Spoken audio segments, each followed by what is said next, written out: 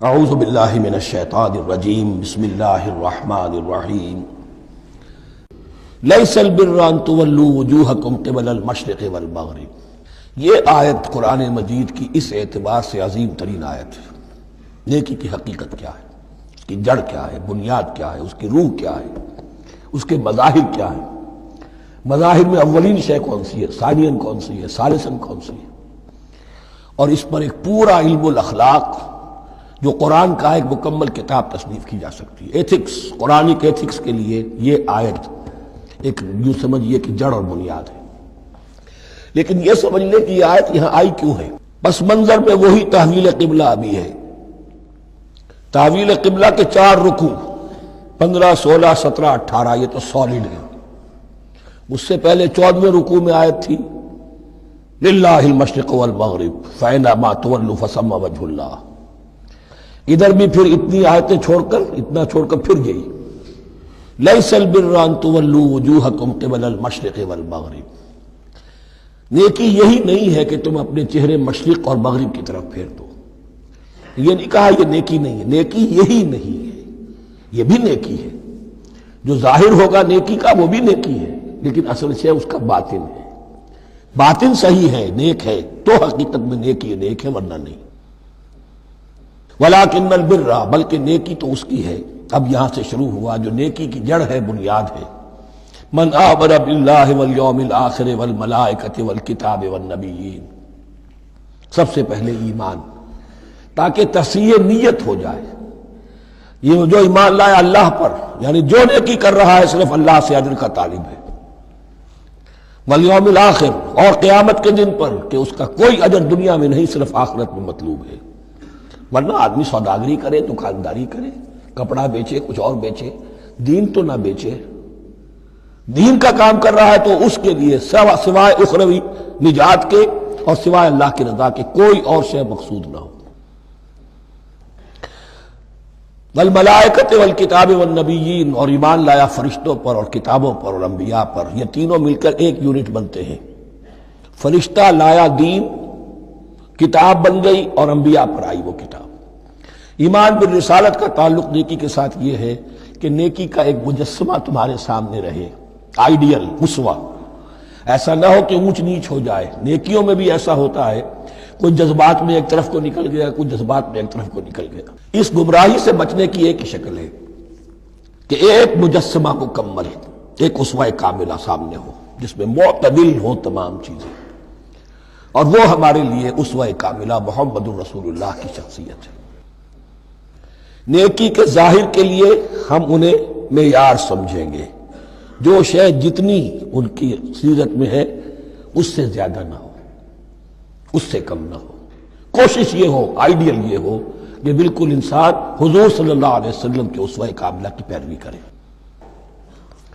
وَلَٰكِنَّ الْبِرَّ مَنْ آمَنَ بِاللَّهِ وَالْيَوْمِ الْآخِرِ وَالْمَلَائِكَةِ وَالْكِتَابِ وَالنَّبِيِّينَ وَآتَى الْمَالَ عَلَىٰ حُبِّهِ ذَوِي الْقُرْبَىٰ وَالْيَتَامَىٰ وَالْمَسَاكِينَ وَابْنَ السَّبِيلِ، اور دیا اس نے مال یا دے وہ مال اس کی محبت کے علی الرغم، علی حبہ اللہ کی طرف نہیں ہے، علی حب المال، علی الرغم مال محبوب ہے پھر بھی وہ خرچ کر رہا ہے، ذوی القربیٰ قرابت داروں پر، والیتامىٰ یتیموں پر، والمساکین محتاجوں پر، وابن السبیل مسافر پر، والسائلین اور مانگنے والوں پر، وفی الرقاب اور لوگوں کی گردنیں چھڑانے میں۔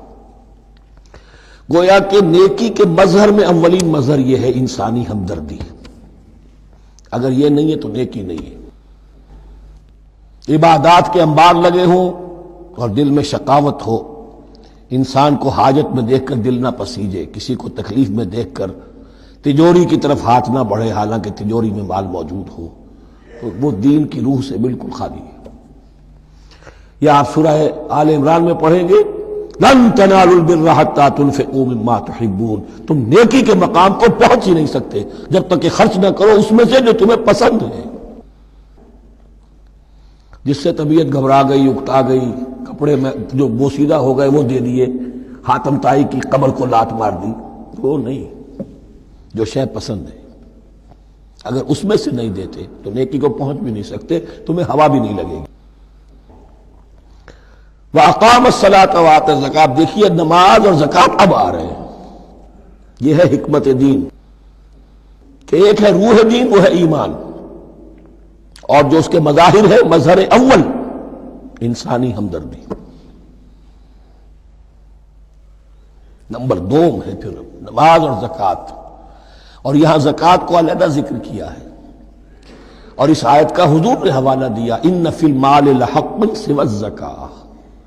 دیکھو کچھ لوگوں نے سمجھا بس ہم نے زکوٰۃ نکال دی تو حق ادا ہو گیا پورا، بڑی بے وقوفی ہے۔ مال میں حق ہے زکوٰۃ کے سوا بھی، اور اب آپ نے یہ آیت پڑھی، دیکھو اس آیت میں کیا ہے، زکوٰۃ کا تذکرہ بعد میں ہو رہا ہے، وَآتَ الْمَالَ عَلَىٰ حُبِّهِ ذَوِي الْقُرْبَىٰ وَالْيَتَامَىٰ وَالْمَسَاكِينَ وَابْنَ السَّبِيلِ وَالسَّائِلِينَ وَفِي الرِّقَابِ وَأَقَامَ الصَّلَاةَ وَآتَى الزَّكَاةَ۔ اس کی کیا حکمت ہے کہ ایمان کو تر و تازہ رکھنے کے لیے نماز ہے، اقم الصلاۃ لذکری، اور انسانی ہمدردی میں مال خرچ کرنے کے جذبے کو پروان چڑھانے کے لیے، برقرار رکھنے کے لیے زکوٰۃ ہے۔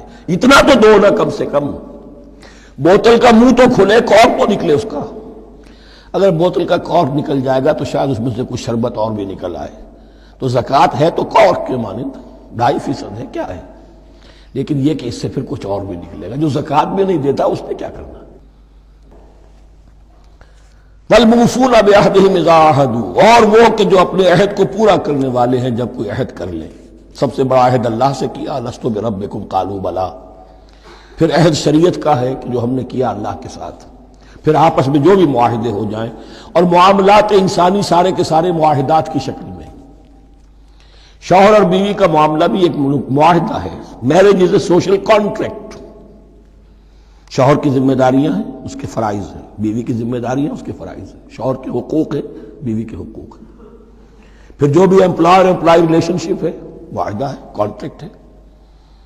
جو ہمارا آپ کا پولیٹیکل سسٹم ہے وہ بھی معاہدوں کے اوپر مبنی ہے، بڑا بزنس جو ہے وہ کانٹریکٹ میں چلتا ہے۔ تو اگر ایک چیز پیدا ہو جائے کہ جو عہد کر لیا ہے اسے پورا کرنا ہے، تو ساری اسٹریم لائننگ ہو جائے گی تمام معاملات کی۔ وَالْمُوفُونَ بِعَهْدِهِمْ إِذَا عَاهَدُوا وَالصَّابِرِينَ فِي الْبَأْسَاءِ وَالضَّرَّاءِ وَحِينَ الْبَأْسِ، اور خاص طور پر صبر کرنے والے فقر و فاقہ میں، جنگ کی حالت میں اور تکلیف میں۔ یعنی ایک نیکی ہے بدھ مت کے بھکشوؤں کی نیکی، ایک نیکی یہ ہے، یہ نیکی باطل کو چیلنج کرتی ہے، یہ نیکی خانقاہوں تک محدود نہیں ہوتی، یہ نیکی صرف انفرادی سطح تک محدود نہیں رہتی۔ جو نیکی اللہ چاہتا ہے وہ یہ ہے کہ اب باطل کا سر کچلنے کے لیے میدان میں آؤ، اور جب باطل کا سر کچلنے کے لیے میدان میں آؤ گے تو خود بھی تکلیفیں اٹھانی پڑیں گی۔ صحابہ کرام کو بھی جانیں دینی پڑی ہیں، سینکڑوں صحابہ نے جام شہادت نوش کیا۔ تو آخری چوٹی کیا ہے؟ گویا کہ سمم بونم جس کو کہتے ہیں ایتھکس کے اندر، کہ اس نظریہ اخلاق میں سب سے اونچی منزل کون سی ہے؟ وہ سمم بونم جو ہے اسلام کا، والصابرین فی البأساء والضراء وحین الباس ولا تقولوا لمن يقتل فی سبیل اللہ اموات بل احیاء ولکن لا تشعرون۔ وہ آیت یاد کر لیجیے، اولئک الذین صدقوا، یہ ہے لوگ جو سچے ہیں۔ دعوت و نیکوکاری کا بہت سو ہے، یہ ہے وہ لوگ کہ جو سچے ہیں۔ وَأُولَٰئِكَ هُمُ الْمُتَّقُونَ، اور یہی حقیقت میں متقی ہیں۔ تمہارے ذہنوں میں کوئی اور نقشے بیٹھے ہوئے ہیں، کوئی لباس ہے، وضاقتہ ہے، بس یہ بڑا متقی آدمی ہے۔ تقویٰ اس کا نام ہے، یعنی یہ پوری انسانی شخصیت کا ایک ہیولہ ہے، ایک پوری انسانیت کا ایک فرد کا نقشہ کھینچ دیا گیا کیریکٹر کا، جس کے اندر روح ایمان اور خارج میں اس ترتیب کے ساتھ دین کی یہ تقاضے اور نیکی کے یہ مظاہر موجود ہیں۔ اللہم ربنا اجعلنا منہم، اللہم ربنا اجعلنا منہم۔ صدق اللہ العظیم۔